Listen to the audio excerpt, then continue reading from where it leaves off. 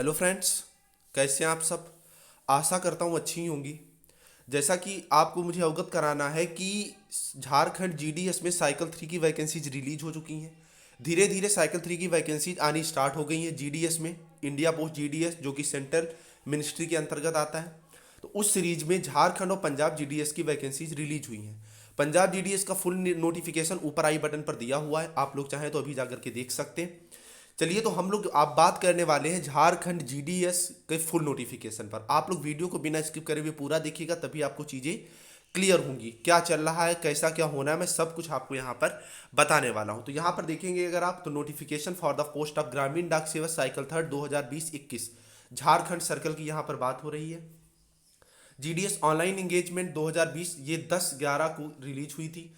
अगर आप यहाँ पर जॉब प्रोफाइल को देखेंगे तो जो जॉब है, सबसे पहला बीपीएम ब्रांच पोस्ट मास्टर, इसके अलावा दूसरा असिस्टेंट ब्रांच पोस्ट मास्टर जिसे हम लोग एबीपीएम बोलते हैं, और तीसरी अगर आप बात करेंगे तो डाक सेवक की वैकेंसीज रिलीज हुई है। इनका काम क्या होता है, इसके लिए भी ऊपर आई बटन पर वीडियो है, आप लोग चाहें तो जाकर के देख सकते हैं, क्योंकि आप लोगों के मन में ये भी डाउट रहता है कि हमें काम क्या करना पड़ेगा। ठीक है फ्रेंड्स, आगे चलिए हम लोग बात करते हैं टाइम रिलेटेड कॉन्टिन्यूटी अलाउंस, मतलब सैलरी की अगर हम लोग बात करते हैं तो the following minimum TRC shall be payable of the categories of GDS as mentioned in the director order 17/31/2016 GDS dated 25/6/2018।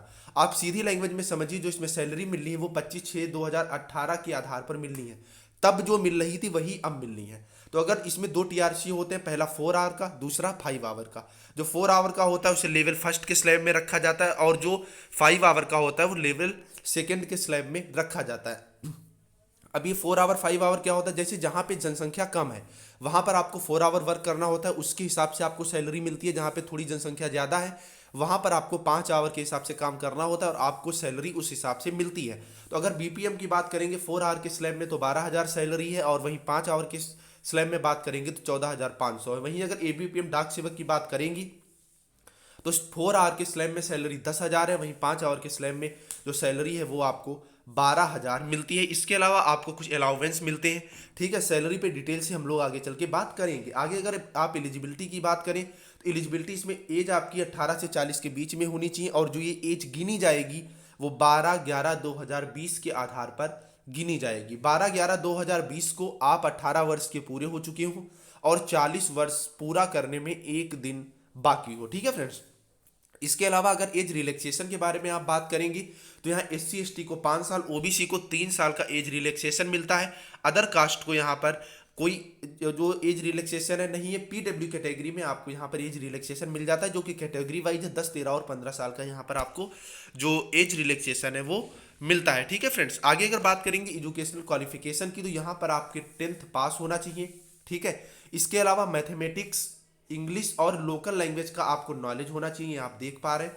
ठीक है, इसके अलावा आपके पास, ठीक है, कंप्यूटर सर्टिफिकेट होना चाहिए। और एक बात, जो 10th सर्टिफिकेट होना चाहिए वो किसी ऑथराइज्ड यूनिवर्सिटी से होना चाहिए, जैसे आपका मान लीजिए यूपी बोर्ड है या कहीं से भी। ठीक है, नेक्स्ट आगे बात करेंगे compulsory knowledge of local language. आपको लोकल लैंग्वेज आती होनी चाहिए। The candidate should have studied the local language at least up to 10th standard. ठीक है, कक्षा 10 तक local language as declared by the state government और as per constitutional provision relating to the 8th schedule of constitution of India. जैसा कि आप सबको पता है, 8वीं अनुसूची में जो 22 भाषाएं हैं उनमें से किसी एक भाषा जो कि आपकी स्टेट में हो उसका आपको नॉलेज होना चाहिए।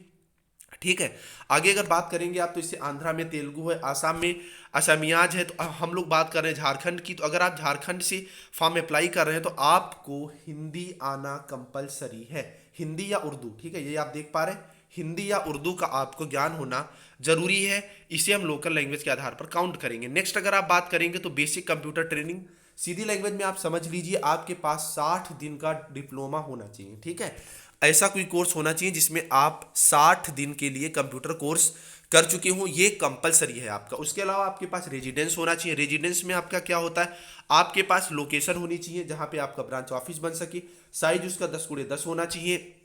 इसके अलावा इंटरनेट कनेक्टिविटी अच्छी होनी चाहिए।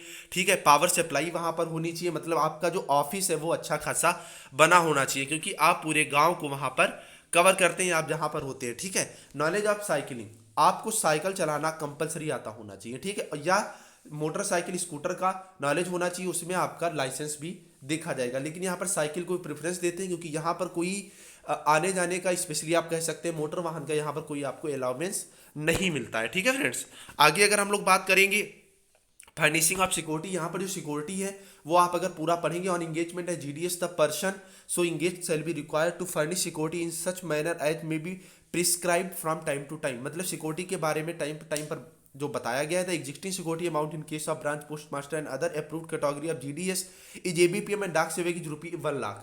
यहाँ पर 1,00,000 सिक्योरिटी के बारे में बात करी गई है। पहले मैं आपको बता देना चाहता हूं कि बीपीएम की जो सिक्योरिटी थी वो 25,000 थी, वही एबीपीएम और डाक सेवक की जो सिक्योरिटी 10,000 ली जाती थी, लेकिन अब ये 1,00,000 बताई जा रही है। फिलहाल साइकिल 2 में जहां पर भर्ती हुई है वहां पर ऐसा अभी कुछ नहीं है, कोई सिक्योरिटी नहीं ली गई है।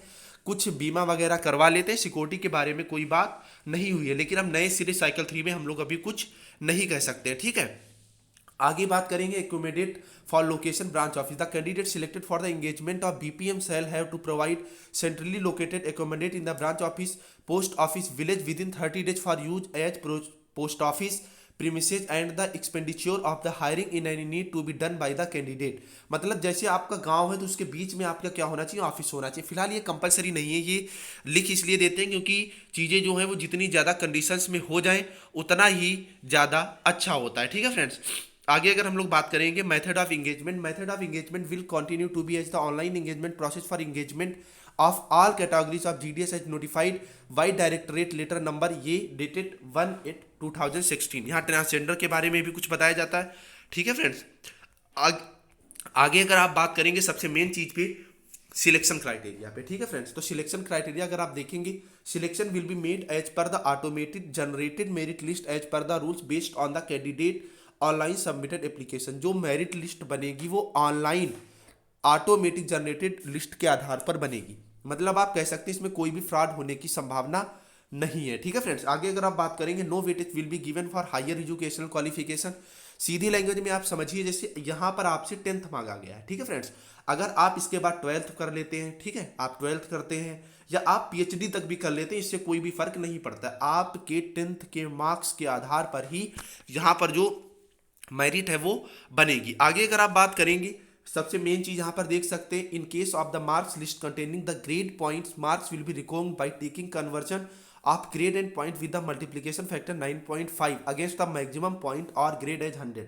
यहां पर अगर आपके ग्रेड या पॉइंट है तो 9.5 के मल्टीप्लाई में आपको क्या करना है, वहां पर नंबर फिल करने। ठीक है फ्रेंड्स, आगे अगर बात करेंगे in case candidate get the same marks, अगर सेम मार्क्स आते हैं तो आप सीधी लैंग्वेज में समझिए तो यहाँ पर सबसे पहले निचले सिरे से, पहले जैसे मान लीजिए 4 लोगों के सेम मार्क्स है तो सबसे पहले एसटी लिया जाएगा, फिर एससी लिया जाएगा, फिर ओबीसी, फिर यूआर। इस तरह से आपकी सीरीज जो है वो चलेगी। ठीक है फ्रेंड्स, आई थिंक चीज़ें क्लियर हुई होंगी। अगर आपको कोई डाउट है तो कमेंट में जरूर दीजिएगा। चैनल पे नया है तो चैनल को सब्सक्राइब कर दीजिएगा, बेल आइकन पे प्रेस कर दीजिएगा।